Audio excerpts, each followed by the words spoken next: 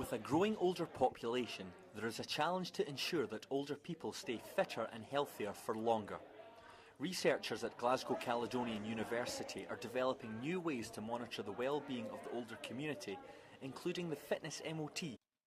Hello, my name is Dawn Skelton and I want to introduce to you our paper, The Appeal of the Functional Fitness MOT to Older Adults and Health Professionals in an Outpatient Setting, a Mixed Methods Feasibility Study.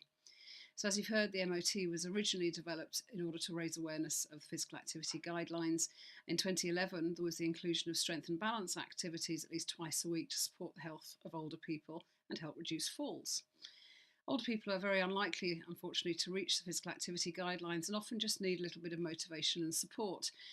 Physiotherapists are tasked with helping to increase the physical activity of the clients they work with, and we were approached by Edinburgh Physiotherapy Service to see whether or not we could bring the MOT into the outpatient musculoskeletal service and see whether older adults liked it, whether they felt they learnt from it, and more importantly, what the service felt about the inclusion of the MOT within a service.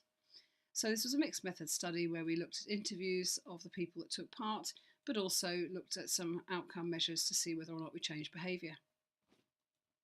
Test their function, which are things that they need for everyday life to stay independent, which obviously is really important. So the tests are not too onerous, they're also quite good fun. We engage with older people to appreciate the need to stay active and all the components of fitness they need to do that. So the difference between strength, balance, flexibility, endurance, and the different ways that you can work with that to maintain independent living. So in a 3-month period, we looked at 29 older adults going through the Functional Fitness MOT. We interviewed them at the end, and on the whole, they felt that their understanding of physical activity hadn't changed much, except the importance of balance and potentially of sitting less. They felt it changed some of their behaviour. They were certainly much more aware of physical activity opportunities locally that they could engage in.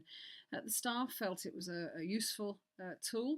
They felt that older people got a lot out of it, and they felt there was benefit in running an FFMOT, but felt perhaps because of space, time and resources it might be better to run it outside of the clinic setting.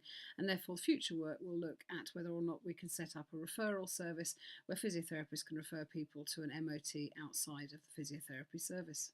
So I think one of the main impacts we hope is that if we have a quantum shift, even just by a few % of activity levels in the older population, they will have a better quality of life, and more importantly our healthcare providers, social care providers will have more of a chance of dealing with this large population of older people.